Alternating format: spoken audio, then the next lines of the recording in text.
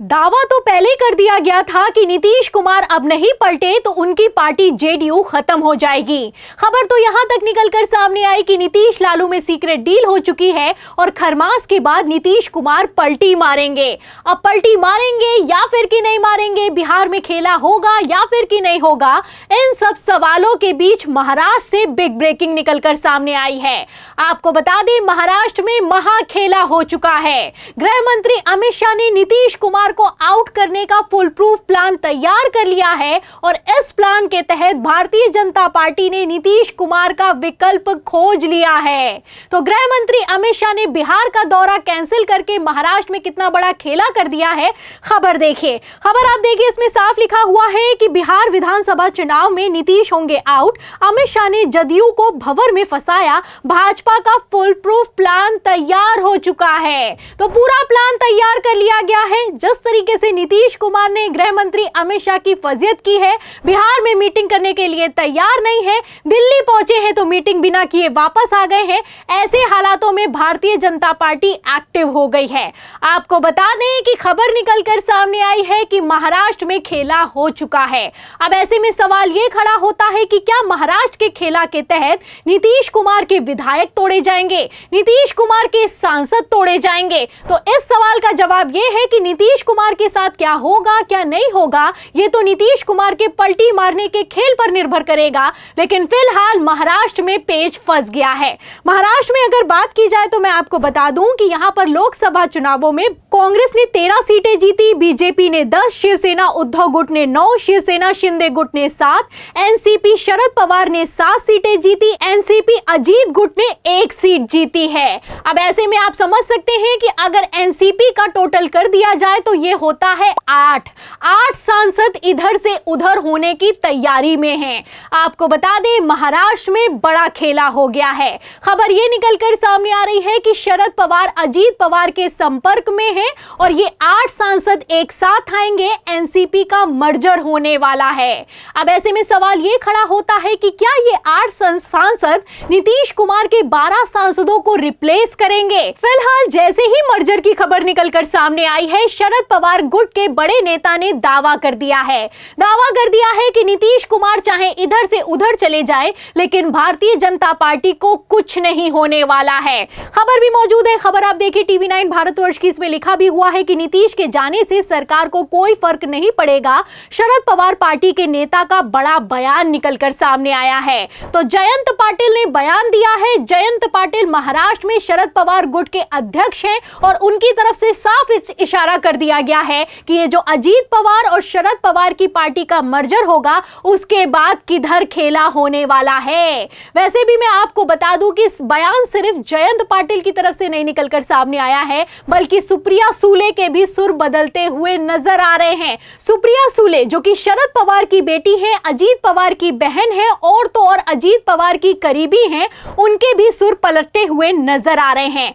आपको बता दें, सुप्रिया सुले जो कि ईवीएम को विधानसभा चुनावों से लेकर लोकसभा चुनावों में भर भर कर कोस रही थी, अब उनका यह कहना है कि ईवीएम पर हमें आरोप नहीं लगाने चाहिए जब तक कोई ठोस सबूत ना हो।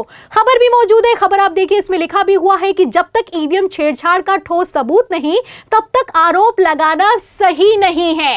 यह सुप्रिया सुले की तरफ से बयान निकलकर सामने आया है।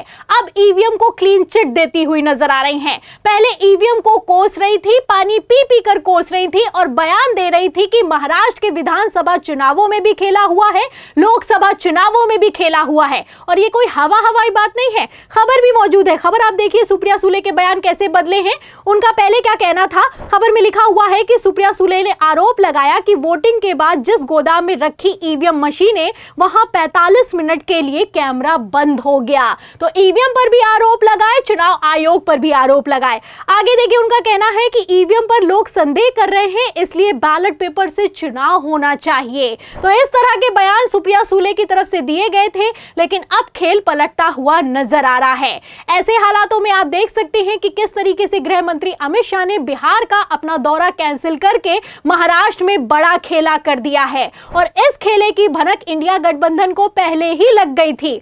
आपको बता दें, जब से भारतीय जनता पार्टी अल्पमत में आई है, तब से गृह मंत्री अमित शाह इधर से उधर करने में जुटे हुए हैं। अब ऐसे में सवाल यह खड़ा होता होता है कि जब खबर ये निकलकर सामने आई थी कि नीतीश कुमार के 10 सांसद भारतीय जनता पार्टी के संपर्क में हैं, तो महाराष्ट्र में क्यों खेला हो रहा है। अब इसको लेकर वरिष्ठ पत्रकार हैं, दैनिक भास्कर के पॉलिटिकल एडिटर हैं केपी मलिक, उन्होंने तगड़ा जवाब दिया है। उनका कहना यह है कि नीतीश कुमार की पार्टी में तोड़फोड़ इसलिए नहीं की जा रही है क्योंकि गृह मंत्री अमित शाह को चंद्रबाबू नायडू का डर सता रहा है।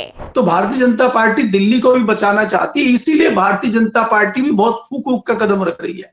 अगर भारतीय जनता पार्टी को दिल्ली का डर नहीं होता तो वो अभी तक कुछ ना कुछ खेल बिहार में कर चुकी होती, लेकिन उसको ये पता है कि मामला खराब हो जाएगा और चंद्रबाबू नायडू भी फिर खिसक लेंगे धीरे से, तो यहाँ नुकसान बहुत ज्यादा हो जाएगा। इसकी आशंका कहीं ना कहीं भारतीय जनता पार्टी को है। तो सुना आपने, वरिष्ठ पत्रकार हैं, दावा किया है कि नीतीश कुमार की पार्टी में इसलिए तोड़फोड़ नहीं की जा रही है, बिहार में खेला इसलिए नहीं किया जा रहा है क्योंकि चंद्रबाबू नायडू का डर है। नीतीश कुमार के 12 सांसद और चंद्रबाबू नायडू के 16 सांसद अगर एक साथ एनडीए के गठबंधन को छोड़कर चले गए तो बीजेपी खतरे में आ सकती है।